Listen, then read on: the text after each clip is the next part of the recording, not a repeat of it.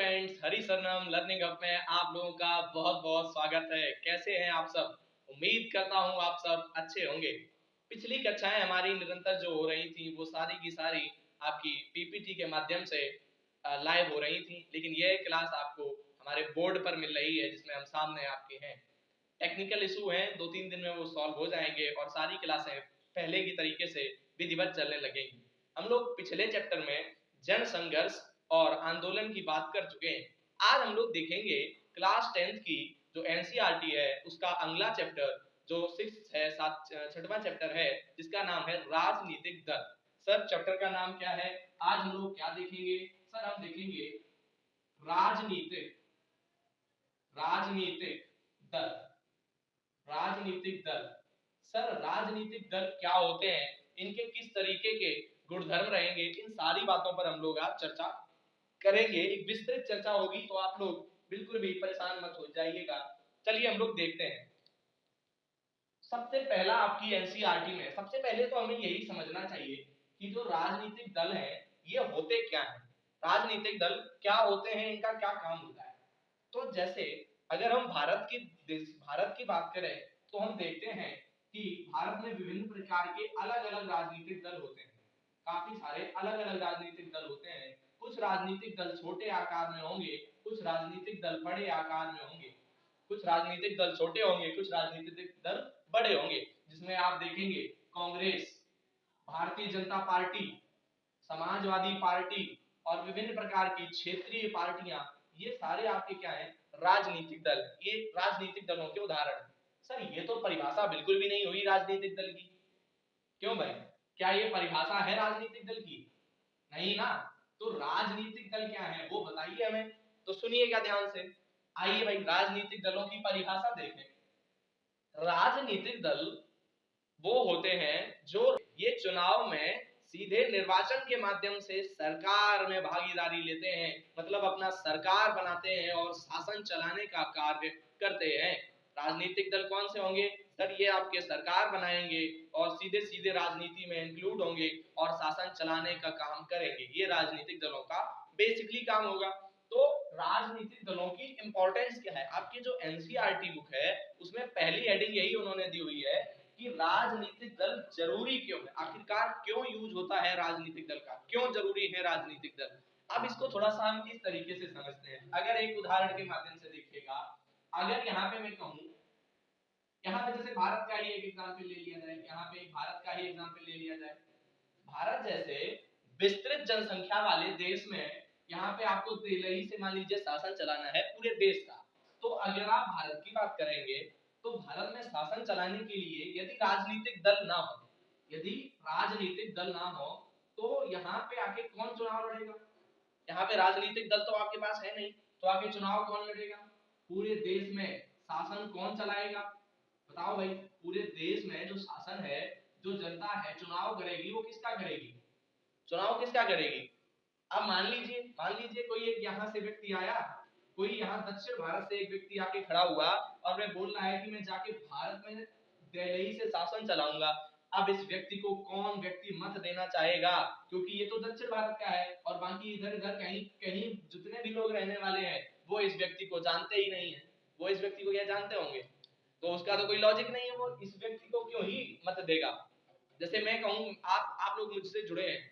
अब मैं कहूँ कि मैं जाके तमिलनाडु राज्य में कोई एक चुनाव लड़ने चाहता हूँ, तो आप मुझे जब डायरेक्टली जानेंगे नहीं ये कौन व्यक्ति है, तो आप मुझे क्यों ही मत देंगे।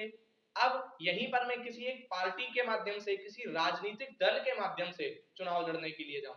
अब मुझे एक टैग मिल गया, मैं गया, मैं यहाँ पे किसी एक विशेष राजनीतिक दल के माध्यम से, जैसे बीजेपी, इस राजनीतिक दल के माध्यम से मैं चला गया और मैं कह रहा हूं कि मैं यहाँ पे चुनाव लड़ूंगा।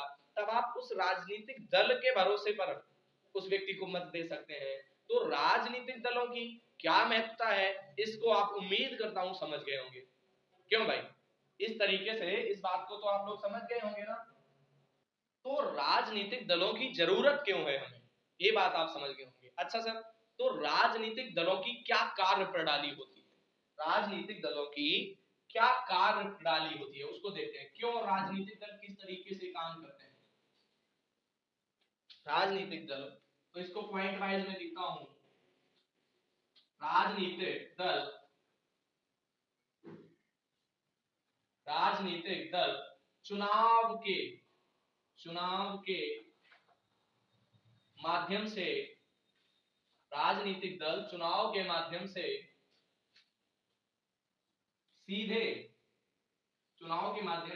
सीधे सत्ता में भागीदार होते हैं मतलब सीधे इन्वॉल्व होते हैं। राजनीतिक दल चुनाव के माध्यम से सत्ता में सीधे भागीदार होते हैं। राजनीतिक पार्टियां सरकार बनाती हैं। सर ये बात समझ में आई ना? क्यों भाई? अब इनकी नीतियां कैसी होंगी सर? इनकी नीतियां कैसी होंगी? ये सभी की बात करेंगे, मतलब सभी के हितों की बात करेंगे, सभी के हितों की बात करेंगे। इनकी नीतियां कैसी होंगी? सभी के हितों की बात करेंगे। ये कहेंगे कि मैं आपको ये चीज दूंगा, मैं आपके लिए इस तरीके से ये योजनाएं लाऊंगा, इस तरीके की बातें करेंगे ताकि इनको आप लोग मतदान करें, क्योंकि आप इनको वोट दें इसलिए। ठीक। अब इसको जो राजनीतिक दल होंगे इनकी योजना मतलब ये किस तरीके से चलेंगे, तो इसमें 3 लोग महत्वपूर्ण होंगे। पहला व्यक्ति कौन महत्वपूर्ण होगा? राजनीतिक दल में सबसे पहला व्यक्ति कौन महत्वपूर्ण होगा? इसमें एक होगा इसका सबसे पहले नेता समझ लीजिए, या अध्यक्ष कह सकते हैं इसे आप। इसका एक नेता होगा, लीडर मतलब मुख्य आदमी यही होगा। फिर दूसरा व्यक्ति एक होगा जिसमें आप लोग समझ कर लीजिए सदस्य हो जाएंगे इसके, सक्रिय सदस्य हो जाएंगे। मतलब ये लोग भी काफी ज्यादा प्रभावित रूप से काम करेंगे, काफी जागरूक होकर काम करेंगे। फिर इसमें तीसरे इसके समर्थक आ जाएंगे, तीसरे समर्थक आ जाएंगे जो इसके सपोर्ट में खड़े दिखाई देंगे आपको। ये लोग कहेंगे कि मैं आपके साथ हूं सर, आप लोग चुनाव लड़िए, मैं निरंतर आपके साथ कार्य कर रहा हूं। तो इस तरीके से जो राजनीतिक दल होंगे उसमें 3 आपके सक्रिय होंगे। इसमें सबसे पहला नेता होगा इस राजनीतिक दल का। जैसे आप कांग्रेस की बात करेंगे तो एक लीडर राहुल गांधी जी के रूप में दिखाई देंगे। अब आप यहाँ इनके सक्रिय सदस्य देखेंगे, जो और छोटे छोटे नेता हैं वो अलग, सभी लोग उसके साथ इसके समर्थक होंगे जो पूरे देश में व्याप्त होंगे। इस तरीके से इनकी राजनीति चल रही होगी। क्या ये बात समझ में आई भाई? क्या ये बात आपको समझ में आई? अच्छा सर, राजनीतिक दल करते क्या है, इनके कार्य देखें। क्यों भाई? ये बात समझ में आई? अगर इसमें से आपको कुछ भी नोट करना हो तो आप स्क्रीनशॉट लेके इसको नोट कर लीजिए, हम इसको हटा देंगे, ठीक है? आप स्क्रीनशॉट लेके या इसको वीडियो को पॉज करके भी आप लोग देख सकते हैं, क्योंकि ये लाइव क्लास नहीं है। लाइव क्लास है कल या परसों से फिर से स्टार्ट हो जाएंगे। ओके भाई, सही है। आगे बढ़ते हैं। देखो भाई, तो अब हम लोग क्या देखने वाले हैं? राजनीतिक दल के कार्य, इनके कार्य देखेंगे। ये लोग कार्य कैसे करेंगे, कार्य इनकी क्या है। तो सबसे पहला तो हमने बता ही दिया है, सबसे पहला कार्य, बड़ा कार्य क्या होगा? चुनाव लड़ना। सबसे पहले ये चुनाव लड़ने का एक सबसे बड़ा कार्य करते हैं। सबसे बड़ा कार्य क्या करते हैं? चुनाव लड़ने का सबसे बड़ा कार्य करते हैं। आप सर चुनाव के बाद ये दूसरा सबसे बड़ा कार्य क्या करेंगे? जब ये चुनाव लड़ेंगे तो अपनी नीतियां या फिर इनको कह सकते हैं कार्यक्रम अपने रखते हैं कि मैं आपके लिए क्या करूंगा, मैं आपको क्या चीज देने वाला हूं, आखिरकार आप मुझे ही क्यों चुनेंगे। आप किसी व्यक्ति को ले लीजिए, यदि मैं अपनी बात करूं, मैं यहाँ पे हरी शरणम लर्निंग हब को पे आपको क्लास दे रहा हूं, तो आखिरकार आप मेरी ही क्लास क्यों देखेंगे? क्योंकि बहुत सारी अच्छी सी क्लास आपके पास अवेलेबल है अलग अलग प्लेटफॉर्म पर। तो उसके लिए मैं कह रहा हूं, क्योंकि मैं आपको एक बेहतर कंटेंट और एक विधिवत समझाने का प्रयास कर रहा हूं। अगर आपको बेहतर लग रहा है तो सर देखिए, नहीं बेहतर लग रहा है तो मत देखिए, कोई फाउंडेशन तो नहीं है ना। तो इसी तरीके से ये लोग सबसे पहले चुनाव लड़ने का महत्वपूर्ण काम करेंगे, अपनी नीतियां अपने कार्यक्रम बताएंगे कि सर मैं आपको अब ये दूंगा, आपको ये दूंगा, और दूसरा वाला कहेगा नहीं नहीं मैं आपको इतनी चीजें दूंगा। तो इस तरीके से। फिर सर तीसरा इनका सबसे बड़ा कार्य क्या होगा? ये कानून बनाने का भी काम करेंगे। अब मान लीजिए कोई व्यक्ति जीत गया किसी भी तरीके से, तो ये क्या करेगा, कानून बनाने का काम करेगा। भारत की मैं बात कर रहा हूँ, कानून बनाने का काम करते हैं, कानून बनाने का कार्य करते हैं, कानून बनाते हैं। सर चौथा क्या करते हैं, इसका क्रियान्वयन करते हैं, क्रियान्वयन, क्रियान्वयन करना। इनका मतलब अपना जो कार्य है इसको संचालित करवाना भी इनका ही कार्य होगा। अब जब ये कोई ना कोई तो जीत ही जाएगा ना, यहां तक जब ये तीसरा कार्य आया तो यहाँ पे कोई एक शासक जीत गया, यहाँ पे कोई एक शासक जीतकर किंग बन गया। तो जब ये एक व्यक्ति किंग बन गया तो ऐसा तो होगा नहीं कि अकेला व्यक्ति हो, इसके साथ और भी व्यक्ति होंगे 2-3। तो ये व्यक्ति क्या करेंगे, जो और भी व्यक्ति हैं ये व्यक्ति क्या करेंगे, ये दोनों जनाब मिलकर इसके विपक्ष में खड़े होंगे, मतलब इसके विपक्षी दल का काम करेंगे, विपक्षी दल का काम करेंगे। अब सर ये विपक्षी दल का क्या कार्य होगा, ये क्यों ही जरूरी है, क्योंकि आप लोग हार गए हैं, अपना घर जाइए, फिर से अगली बार जब चुनाव हो तब आना, क्यों ही आ गए आप, यही तो क्वेश्चन होगा ना। आपने देखा कि पहले चुनाव लड़े, अब ये लड़े 3 लोग लड़े, लेकिन एक व्यक्ति भाग्य से जीत गया, इसकी नीतियां वगैरह सब अच्छी लगी लोगों को, वोट कर दिया गया, तो ये किंग मेकर हो गए, राजा बन गए भाई साहब। जब भाई साहब राजा बन गए तो जो लोग जो हार गए उनका क्या काम, आप घर जाइए। जी नहीं सर, इनको भी तो कुछ वोट मिलेंगे, इनको भी तो कुछ लोग चुनेंगे, कि कुछ लोग तो कहेंगे कि यही हमारे लिए थे, तो ये लोग भी वहां संसद में जाएंगे और विपक्षी दल का कार्य करेंगे। कैसे कार्य करेंगे, अब ये वाला जो व्यक्ति है इसने कहा कि मैं इस कानून को लेकर आ रहा हूं, इसमें आपकी ये 3 बातें हैं, इस कानून में ये 3 बातें हैं, मैं इसको कानून बनाने का काम मैं कर रहा हूं। पहले राजा ने ये 3 कानून बनाए, अब ये विपक्षी दल इस कानून की परख करेंगे कि कानून सही है या गलत है। अगर गलत है तो ये विपक्षी दल इसके लिए आवाज उठाएंगे और कहेंगे कि इस कानून को नहीं लाना चाहिए, ये कानून ठीक नहीं है। तो ये विपक्षी दल का कार्य होता है। जैसे आप देखते हैं ना, अब तो वर्तमान समय में संसद में लड़ाई ही चलती रहती है, एक तरफ व्यक्ति कहेगा नहीं नहीं ये कानून सही है, दूसरा व्यक्ति खड़ा है नहीं नहीं ये कानून गलत है, और इसी में पूरे पूरे दिन की संसद ऐसे ही नष्ट भंग कर दी जाती है, बहिष्कार कर देते हैं लोग कि मैं वॉक आउट, मतलब चले गए, हम संसद में सम्मिलित ही नहीं है, इस तरीके की चीज है। तो ये विपक्षी दल का भी काम करेंगे।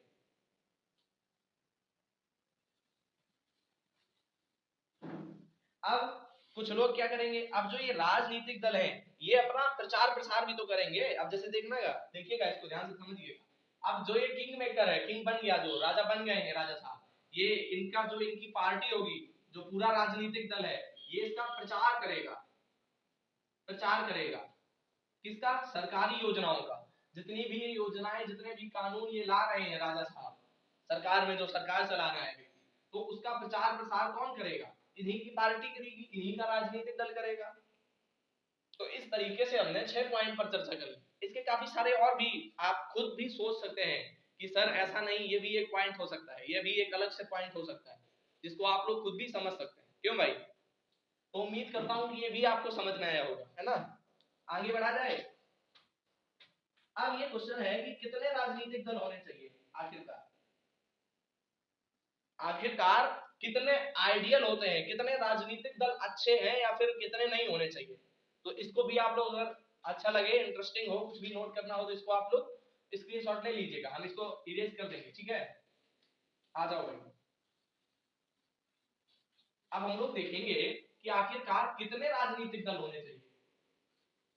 अरे कितने आदमी थे रे, ठीक है, तो कितने कितने राजनीतिक दल होने चाहिए। अब एक व्यक्ति तो सत्ता ही चला रहा है, ये तो भाई साहब बहुत खुश हैं क्योंकि हमें सरकार मिल गई है।